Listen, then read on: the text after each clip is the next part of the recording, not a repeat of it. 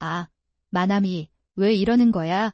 나는 내 딸이 새하얀 병실에 의식을 잃은 채 홀로 누워있는 것을 보았다. 나는 더 이상 숨을 참을 수 없었다. 저는 이제 막 결혼했고 행복한 날이 곧 시작되려고 합니다. 그랬는데도 나는 실제로 나 자신을 만나지 않습니다.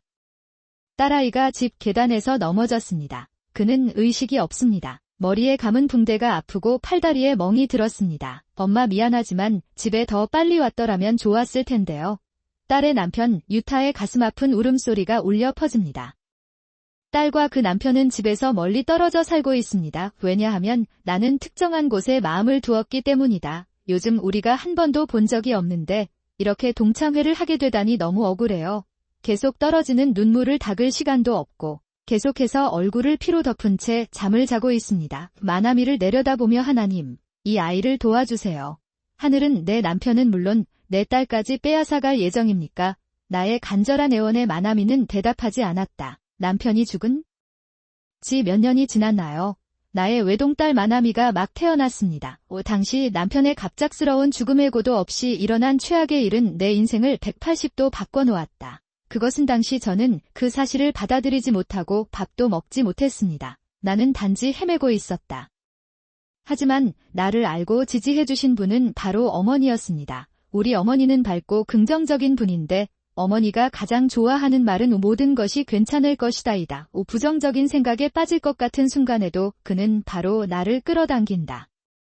어머니의 도움이 없었다면 저는 딸을 성인으로 키울 수 없었을 것입니다. 내 딸도 어머니에 대한 애착을 느끼고 나보다 어머니에게 더 개방적인 것 같습니다. 엄마 입장에서는 엄마에게 솔직하게 말하는 게 어려운 것 같아요. 우리 엄마는 점쟁이로 일하고 계시는데 왜 이렇게 수상한 일을 하시는 걸까요? 그럴 생각이었지만 가끔은 내가 말해줬으면 이해했을 텐데 엄마가 비가 온다고 했더니 비가 내렸어요. 부상 조심하라는 지시를 듣지 않고 나가다가 크게 다쳤습니다. 아무래도 저는 어떤 영감을 갖고 태어났던 것 같고 타고난 재능을 활용한 것 같아요. 그것이 재능에 달려있다고 생각하면 놀라운 일이 아닙니다. 하지만 나는 그런 능력이 전혀 없었고 그저 어렴풋한 마음으로 점수를 들었을 뿐입니다. 조금 특이한 엄마와 귀여운 딸과 함께 살았습니다. 이 딸은 큰 부상이나 질병 없이 잘 자랐고 눈 깜짝할 사이에 대학을 졸업하고 취업에 성공했습니다. 2년 후 저는 유타상이라는 직장 선배와 결혼하게 되었습니다. 그것은 오늘은 그를 만나는 날이다. 당신과 미야코는 둘 다 젊습니다. 자매라고 착각할 것 없나요? 안 돼. 그건 과장이야. 하지만 엄마와 마나미는 부모와 자식으로 착각할 수도 있다. 거기에 굉장한데 정말 아름다워요. 유타상은 좀 장난기가 많아요. 비록 몇 가지 단점이 있었지만 그는 매우 성격이 좋고 헌신적이었습니다. 영업직에 종사하는 것 같아 매우 깔끔해 보입니다. 옆에서 웃고 있는 마나미가 매우 기뻐합니다. 얇아 보이던데 이 사람에게 딸을 맡길 수 있겠다고 생각한 순간 일이 벌어졌다. 유타 씨는 인기가 많죠. 지금까지 어떤 사람들과 데이트해 보셨나요? 인기 없어. 평범해. 여자에게 익숙해진 것 같아. 누나도 있지만 그런 의미에서는 여자에 익숙할 수도 있겠네요. 그래도 아니지. 어머니는 갑자기 너무 우스꽝스러운 질문을 하셔서 나는 어머니를 쳐다볼 수밖에 없었습니다. 시모는 개의치 않는 듯 유타에게 질문을 하고 있었다. 게다가 그것은 사랑과 여성에 관한 것입니다. 이것은 유타와 마나미에게 무례한 행동이다. 그렇지 않나요? 저녁 무렵 마나미는 유타를 역으로 데려가러 나갔다. 엄마에게 내 마음을 표현해요. 이제 엄마이신데 왜 그런 질문을 하시나요? 왜냐하면 나는 내 손자가 좋은 남자와 결혼하기를 바라기 때문이다. 좋지 않다. 그 사람 참 좋은 사람 같았죠. 그리고 그는 마나미가 선택한 사람이었으니 의심의 여지가 없습니다. 아직도 뭔가 말하고 싶은 것 같은 엄마를 두고 유노미를 씻기 위해 부엌으로 향한다. 왜 그렇게 직설적으로 말하는지 궁금합니다. 원래 어머니는 범죄자를 반대하는 목소리를 내는 분이었는데 그렇게까지 가신 적은 없어요. 나는 그렇게 생각하지 않았다. 점쟁이로서 다양한 사람들과 함께 일하다 보니 점점 말투가 거칠어지는 나 자신을 발견하게 된다. 나는 그렇게 생각한다. 어머니 때문에 결혼이 보호의 수단이 되지 않았으면 좋겠다는 생각을 하지 않을 수 없습니다. 나는 한숨을 쉬었다. 걱정은 끝났고 마나미와 유타는 무사했습니다. 결혼했어요. 이제 우리 둘은 멀리 떨어져 살고 있고 만날 기회도 연락할 기회도 줄어들었습니다. 그랬지만 기댈 곳이 없다는 게 좋은 소식이라고 스스로 다짐했고 당연히 걱정도 됐다. 신혼부부 사이에 불화를 일으키고 싶지 않아요. 하지만 한 통의 전화 한 통이 평화로운 일상을 깨뜨렸습니다. 안녕. 유우타 씨는 고민에 빠졌습니다. 마나미가 계단에서 넘어졌습니다. 유우타의 전화를 받고 엄마와 나는 서둘러 기차를 타고 병원으로 갔다. 그 와중에도 의욕은 멈추지 않았어. 어머니는 괜찮다고 격려해 주셨지만 저는 그럴 기분이 아니었습니다. 나는 유우타 씨가 보내준 번호를 가지고 방에 뛰어들어갔고 나는 거기에서 잠들어 있었다. 당황한 표정을 짓고 있는 마나미와 유우타가 있었다. 나는 엉키기 직전인 다리를 필사적으로 움직여 그쪽으로 달려간다. 마나미, 왜 이러는 거야? 이제 막 결혼을 했고 사고를 당했다는 게 너무 안타깝습니다. 미안해요. 엄마 좀 더 일찍 집에 왔더라면 머리에 감은 붕대가 팔다리까지 고통스럽게 퍼졌을 것이다. 틈새가 있다. 오랜만에 재회가 이렇게 돼서 너무 아쉽다. 계속해서 흐르는 눈물을 닦아냅니다.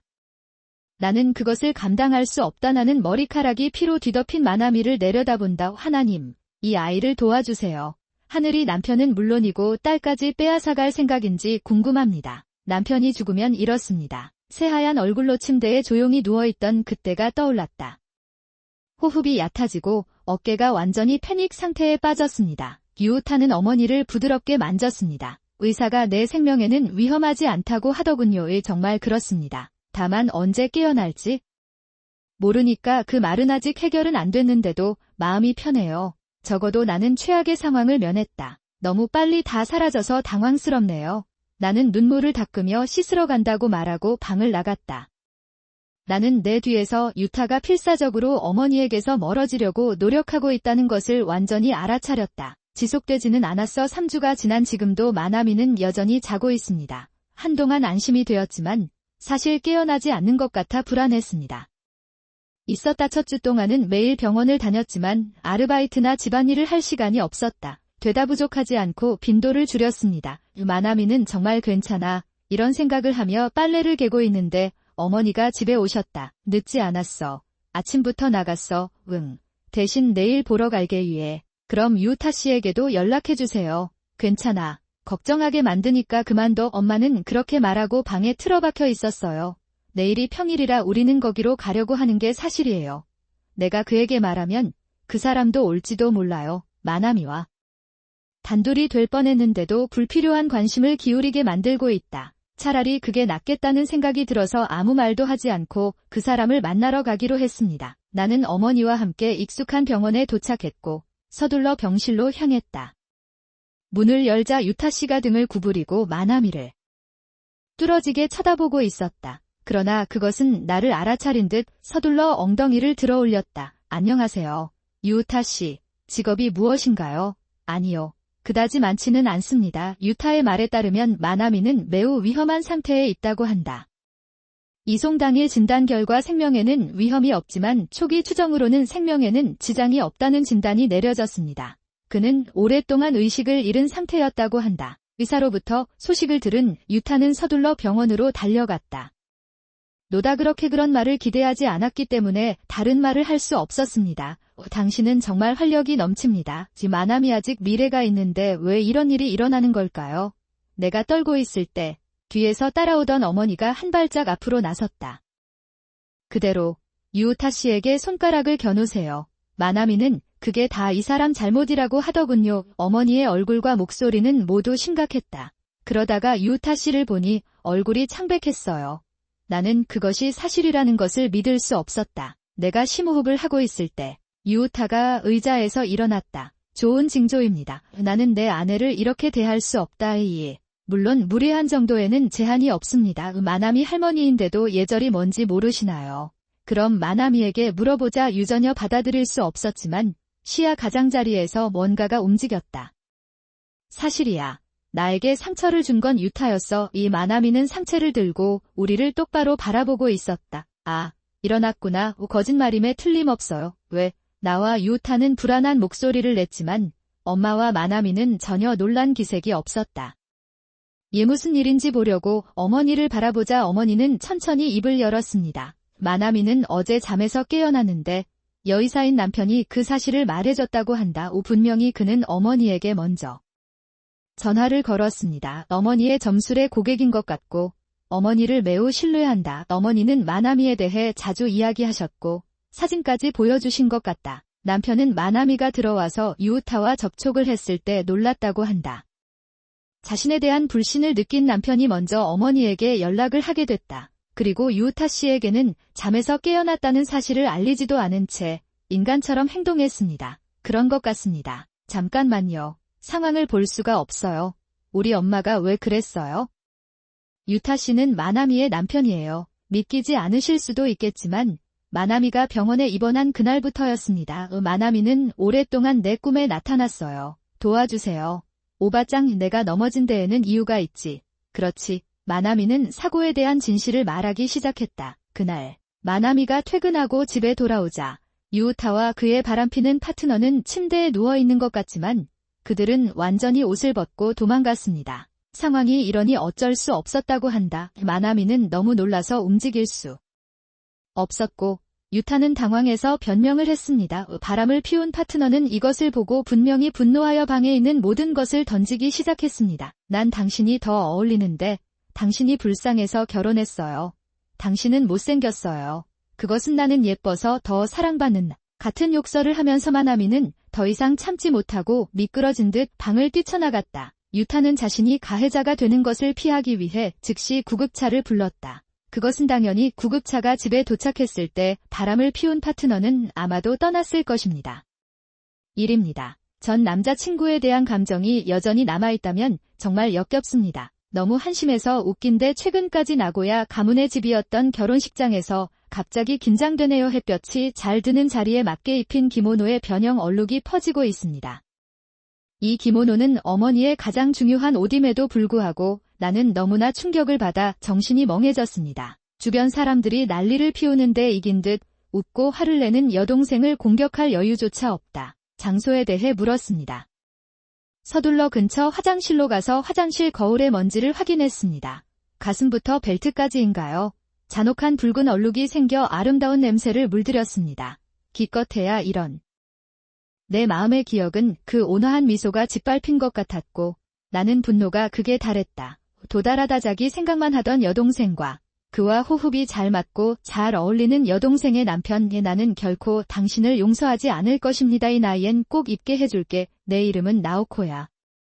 나에게는 4살 어린 여동생이 있다. 나는 내 여동생을 조금 좋아하지 않는다. 그녀는 항상 모든 면에서 나를 모방하고 싶어 했다. 어렸을 땐 누나로 인식되는 것 같아서 싫지는 않았지만 나이가 들수록 더 커질 것이다. 그때가 아마 내 여동생이 20살이 조금 넘었을 때였을 것이다. 나는 그 브랜드에 중독되었고 그 브랜드의 옷과 액세서리를 입는 것을 좋아했습니다. 어느 날 언니가 내가 입고 있던 옷을 위에서부터 아래까지 똑같은 옷을 입고 있는 것을 보고 깜짝 놀랐다. 가끔 그런 일이 일어나기도 해요. 게다가 그 당시 그녀는 저에게 언니, 저를 흉내내지 마세요라고 말했습니다. 그것은 불편하다고 말하는 듯한 언니에게 반대했지만 언니는 별로 심각하게 받아들이지 않았다. 결국 언니는 기분이 나빴습니다. 그때 저는 제가 어머니 아버지 모두의 누나라고 생각하며 방에 틀어박혀 있었습니다. 서서 나를 핥아나는 아직도 불합리한 느낌을 받았고 언니의 악랄함은 더욱 심해졌던 것을 기억한다. 나는 갈 것이다. 언니가 대학에 입학한 지 얼마 안 되어 어머니가 돌아가셨습니다. 나는 슬픔에 잠긴 아버지를 부양하고 장례 준비와 기타 절차를 돕기 위해 그곳에 있었습니다. 언니는 도움 없이 놀고 있었어요. 내가 무슨 말을 해도 그 사람은 옷을 잘 차려입고 귀여운데도 옷 사러 가야 한다고 신나서 말한다. 무슨 일이 일어나고 있는지 봤을 때 나는 충격을 받았습니다. 저는 우리를 너무나 사랑으로 키워주신 어머니에 대한 아무런 감정도 없습니다. 나는 울면서 당황한 아버지를 바라보았다. 생각해볼 게 없나요? 나는 입 밖으로 튀어나올 수많은 말을 삼켰다. 어쨌든 그녀에게 아무 말도 소용이 없으므로 가능한 한 쾌활하게 행동하십시오. 거기 있긴 했지만 어머니의 죽음은 내 몸과 정신도 손상시켰고 쓸모없는 일에 사용될 수 있었던 몸이었다. 힘도 없고 시간도 없어 그 점을 염두에 두고 장례식장과 약속을 잡기 위해 전화를 받았습니다. 다음 날 장례식이 조용히 진행되는 동안 언니가 장례식에 늦었습니다. 미안 데이트 중이었는데 시간도 늦어지고 몸도 아끼지 않는 것 같아. 크게 웃다 소리 지르고 싶은 마음이 사라졌으니 빨리 증거를 보여주세요. 그냥 그렇게 말하고 떠나려고 했어요. 안녕하세요. 현재 남자친구가 누구인지 알고 싶습니다. 나는 대답하지도 돌아보지도 않았다. 괜찮아요. 당신이 더 잘 아시잖아요. 너무 웃겨서 참을 수가 없었다는 언니의 목소리를 듣고 저는 멈출 수가 없었습니다. 류스케는 내 전 남자친구였어. 그 사람은 그때부터 반년쯤 전에 헤어지고 점점 그 사람에게 빚을 지게 됐어요. 그게 그의 태도였나요? 우리가 데이트할 때 여동생이 이미 나에게 다가왔습니다. 내 생각엔 그 사람이 아마 퍼팅을 하고 있었던 것 같아. 이번이 처음이 아니기 때문에 이런 일이 전에도 일어났습니다. 누나한테 남자친구 있다는 사실도 말하지 않았는데 어느새 이 남자친구랑 갑자기 친해졌어요. 결국 나는 그 사람의 남자가 되었으니 어서 증거를 내놔라. 나는 그 말을 다시 반복했다. 어쩌면 내 반응이 내가 기대했던 것과 다를 수도 있습니다. 그녀는 지루한 표정으로 답을 늦췄다. 나는 어머니의 질의응답 시간으로 향했다. 그것이 내가 내 여동생을 마지막으로 본 때였습니다. 그녀와 나는 둘 다 대학에 갈 때 집을 떠났습니다. 왜냐하면 나는 그녀를 직접 만날 기회가 없다. 나는 내 남자친구를 잃고 어머니의 장례식 날 그녀가 행동한 방식에 지쳤습니다. 나에게 나는 언니와 아무런 연락도 하지 않았고 자연스럽게 언니와도 멀어졌다. 어느 날 일을 마치고 휴대폰을 확인해보니 부재중 전화 알림이 와 있었습니다. 아버지에게서 전화가 왔고 몇 분 전에 전화가 왔습니다. 나는 사무실을 나와 차를 타고 아버지에게 전화를 걸었고 아버지는 몇 번이나 다시 전화를 걸었습니다. 이후 아버지가 전화를 받습니다. 안녕하세요. 나오코인가요? 아빠, 오랜만에 갑자기 무슨 일이 일어났나요? 가끔 전화해요. 최근 근황을 이야기하고 잡담을 나눈 뒤 아버지가 이렇게 연락을 주시는 경우는 흔치 않습니다. 아버지는 이 주제를 언급하셨습니다. 사실 요코는 결혼 중이었습니다. 그 말에 가슴이 뭉클해지는 걸 느꼈죠. 축하해요. 개인적으로 목소리가 별로 감정적이지 않은 것 같아요. 그 말로는 부족하다는 생각이 들어서 무심코 상대방이 어떤 사람인지 물어봤습니다. 그 사람 이름은 료스케예요. 이름을 들었을 때 물어보지 못한 걸 후회했어요. 어머니의 장례식 날 누나와 나눈 대화가 되살아난다. 그 이후에도 우리의 관계는 계속됐다. 결혼하기로 결정하셨나요? 료스케의 감정은 이미 폭발했지만 그의 전 여자친구는 문제를 스스로 해결하고 가족에게 알리기로 결정했습니다. 되기는 복잡해요. 그래서 당신도 결혼식에 와줬으면 좋겠어요. 솔직히 기분이 별로 안 좋았고 나와 헤어진 언니와 전 남자친구를 그녀에게 빼앗겼다. 이 둘을 만났을 때 어떤 표정을 지어야 할지 모르겠고 많은 생각을 하게 되었습니다. 나는 거기에 있다는 것을 안다 하지만 오늘은 내 여동생의 중요한 날이니까 나랑 직접 마주보러 와주세요. 그런 말을 듣고는 아무 말도 할 수 없다. 이 결혼식에 갈 수밖에 없다. 라인을 받아들였다. 집에 돌아와 소파에 쓰러져 심호흡을 했다. 가기로 했다. 나는 아직도 조금 혼란스러웠다.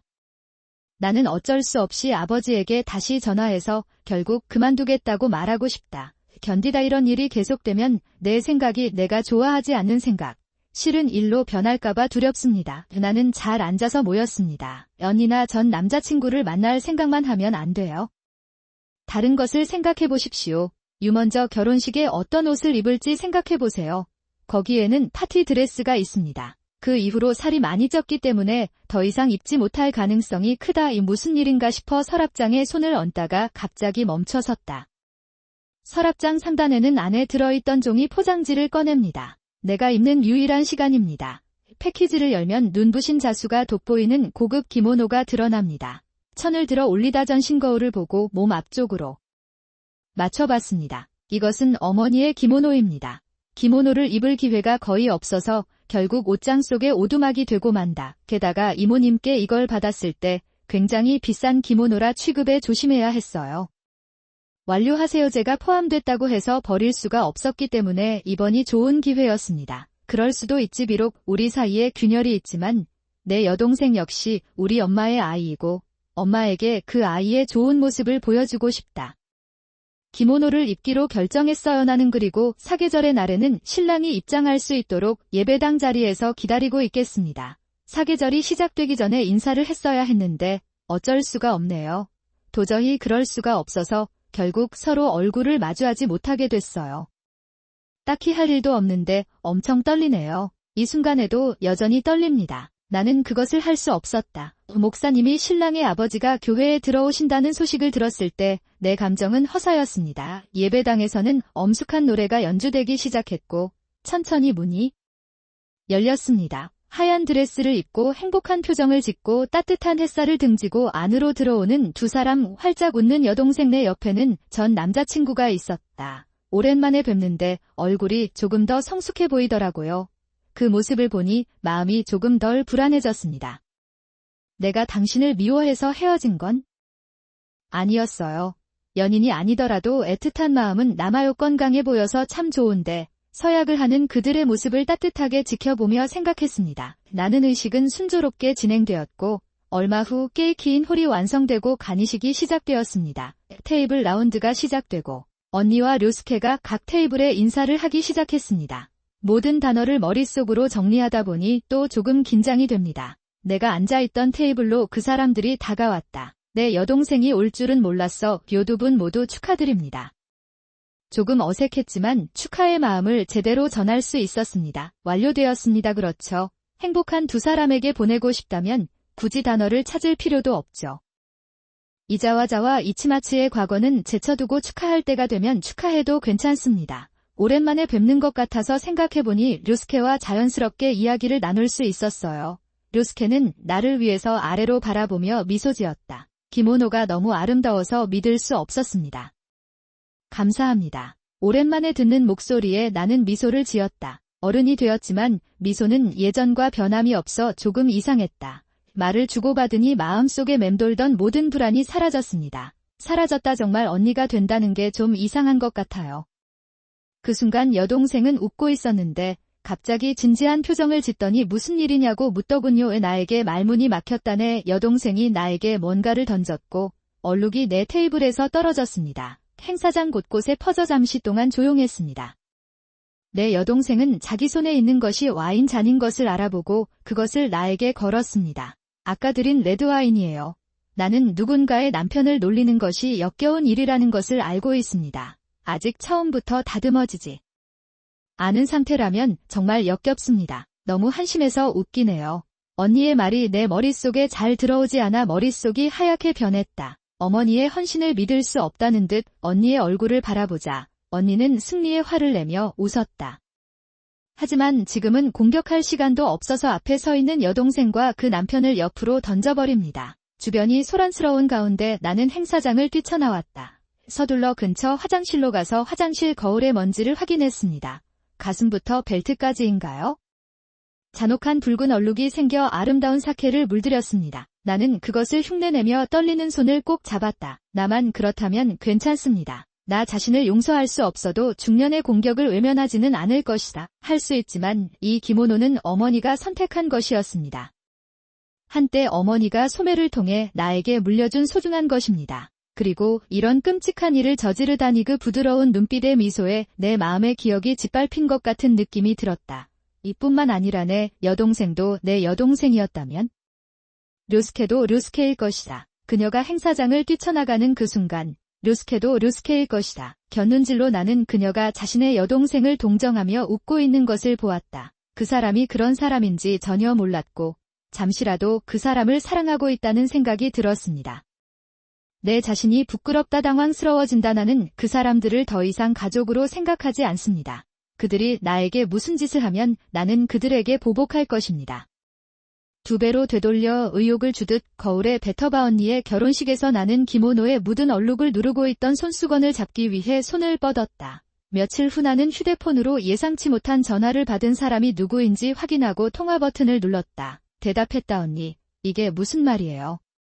인사도 없이 개학한 용의자 1호는 내 여동생이다. 결혼식에서 일어난 일이 있은 후 나는 여동생에게 기모노에 대한 보상을 요청했습니다. 나는 하기로 결정했다. 언니랑 얘기도 하고 싶지 않아서 가슴에 글을 써서 언니 집으로 보냈어요. 그것은 어머니의 기모노는 가격이 너무 비싸서 제가 기른 것 외의 비용도 제가 부담하게 됩니다. 금액 좀 바짐작하고 연락한 것 같은데 아직도 그 사람을 바라보고 있어요. 우리는 가족이에요.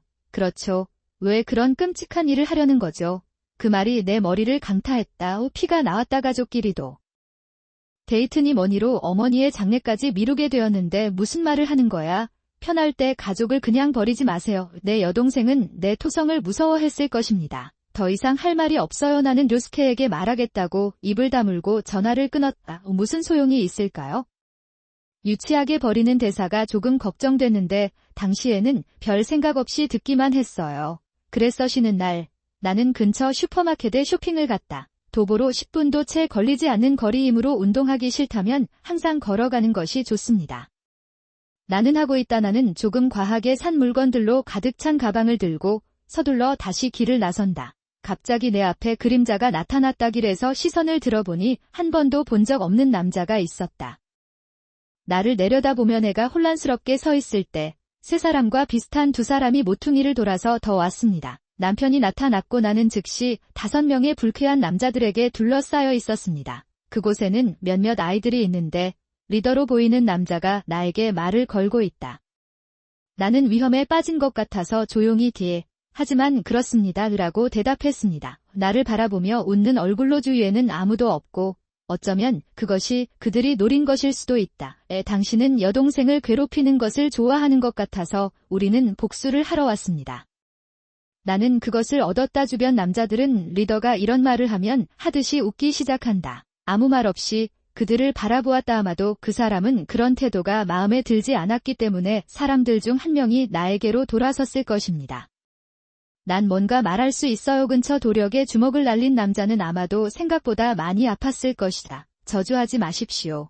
빈손을 잡았지. 그녀 주변의 남자들은 웃으며 그들이 무엇을 하고 있는지 궁금해하고 있었습니다. 곧이어야 합니다. 나는 빠르게 뛰는 심장을 두 손으로 꽉 잡고 귀를 기울였다. 그 순간 경찰차의 사이렌 소리가 들렸다. 불안한 남자들의 불안에도 불구하고 사이렌은 점점 더 가까이 다가와 우리 앞에 나타났다. 중지된 무슨 일이야? 경찰은 도망가는 이들을 재빨리 붙잡았고 남성들은 연행됐다. 가자집에 돌아와 현관문을 닫자마자 숨을 내쉬며 쓰러졌다. 조심하려고 최선을 다했지만 너무 무서워서 살짝 흘러나온 눈물을 손으로 닦아냈습니다. 날 닦고 어떻게든 일어서 밖으로 나간 순간부터 이상한 기척이 느껴졌다. 미행당하고 있다는 걸 깨달았을 때 나는 응접실 화장실에 있었고 경찰에 신고했습니다. 나는 그 사람이 나에게 관심을 보였기 때문에 깨달았고 내가 조금 진정된 후에 나는 그에게 전화해 2번의 부름 이후 모시모는 더욱 밝고 부드러워진다. 가끔 이용한다고 들었는데 가격이 더 저렴한 것 같아요.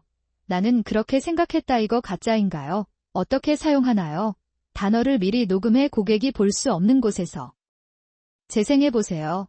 여자의 흐느낌, 아기의 울음소리 등 그런 말은 안 쓰는데 둘이서 어디선가 따뜻한 대화를 나누고 있어요. 앞에 유우타 씨의 몸은 떨리고 있었고 나쁘다고 생각한 순간 벌써 몸이 떨리고 있었습니다. 유우타 씨는 마나미를 향해 손을 뻗고 있었다. 눕혀라. 뭐 하세요? 유우타 씨는 의사의 목소리에 놀란 듯 서둘러 밖으로 뛰쳐나가려고 했다.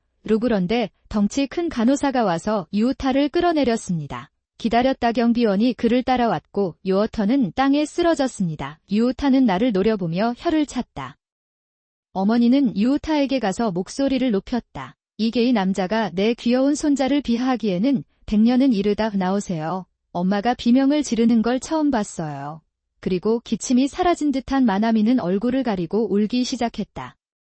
몇 달이 지나면 엄마는 다리를 다시 제자리로 되돌릴 것입니다. 맞네요. 그림병이 사라졌네요. 감사합니다. 아니요.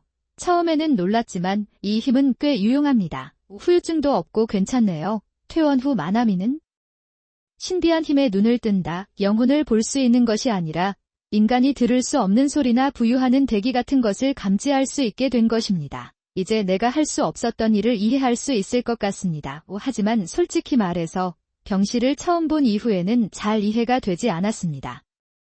표면에 떠오른 유타 등 일행은 경찰 조사를 받았으나 결국 사실무근으로 밝혀졌다.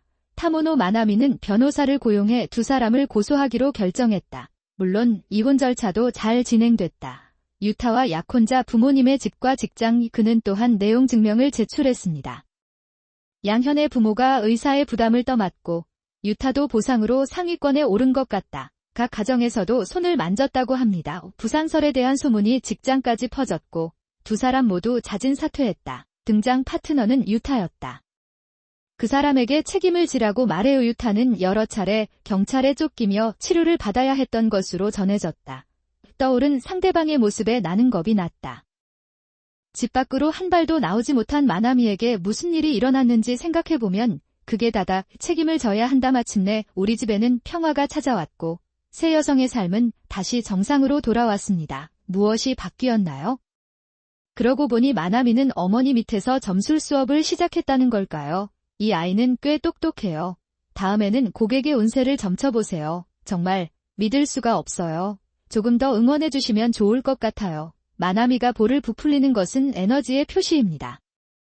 나는 영성이나 점수를 이해하지 못합니다. 나는 다른 분야에 대해 이야기하고 있습니다. 아무튼 딸아이는 지금 잘 지내고 있고 생활도 잘하고 있고 항상 새로운 것에 관심이 많아요.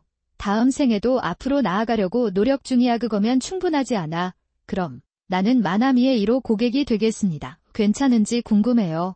괜찮나요? 목소리가 대답했다. 사토시 씨, 도와주셔서 감사합니다. 사토시상은 료스케의 남동생이다. 와인 사건 이후 화장실에서 나와 사토시 씨를 만났습니다. 불렀다. 그는 형과 아내 사이에 있었던 일에 대해 정중하게 사과했고 무슨 일이 생기면 꼭 연락하자고 했다. 두 사람은 연락처를 교환했다. 분실되었습니다. 불과 며칠 전 그 사람에게서 전화가 왔는데 마침 형이 나에게 이상한 얘기를 하고 있었다. 나는 들었다 그래서 걱정이 되는데 료스케가 남자들한테 공격해서 적은 금액을 2배로 달라고 하더군요. 계획을 세울 수도 있다고 하더군요. 심의 수준이 어느 정도인지는 모르겠지만 그의 조언을 귀담아 듣는 것이 가장 좋습니다. 덕분에 나는 아직 탈출할 수 있었다. 내가 그에게 방금 일어난 일을 말하자 사토시는 즉시 마음이 편해졌습니다. 나는 숨을 내쉬었다 줬습니다. 아이에게 무슨 일이 생기면 어떻게 해야 하나요? 진심으로 걱정하는 듯한 그의 말에 나는 웃지 않을 수 없었다. 아직 많이 만난 적은 없지만 그와 이야기를 나누다 보니 마음이 따뜻해집니다. 오세여전과 다르게 가슴이 뛰는 걸 느꼈고 변호사를 고용했습니다. 료스케는 자신의 여동생이 남자들을 폭행했다는 이유로 공식적으로 보상 청구를 제기했습니다. 분명히 그는 회사에 소속되어 있었기 때문에 회사에서 해고되었습니다. 두 사람은 손해배상 청구 문제로 크게 다투다가 결국 커피숍에서 급하게 이혼하게 됐다. 창가 좌석 한가롭게 밖을 바라보고 있는데 휴대폰으로 메시지 알림이 왔어요. 나는 그를 바라보며 안도의 한숨을 쉬었다. 요즘 언니가 나에게 자주 메시지를 보내는데 내용은 늘 손해배상 청구 처리에 대한 내용이다. 그것은 낮춤과 엄격함을 요구합니다. 여동생은 료스케와 결혼하기로 결정하면서 직장을 그만뒀고 자신과 비교하는 경향도 있다. 그는 저축한 돈이 거의 없는 것 같습니다.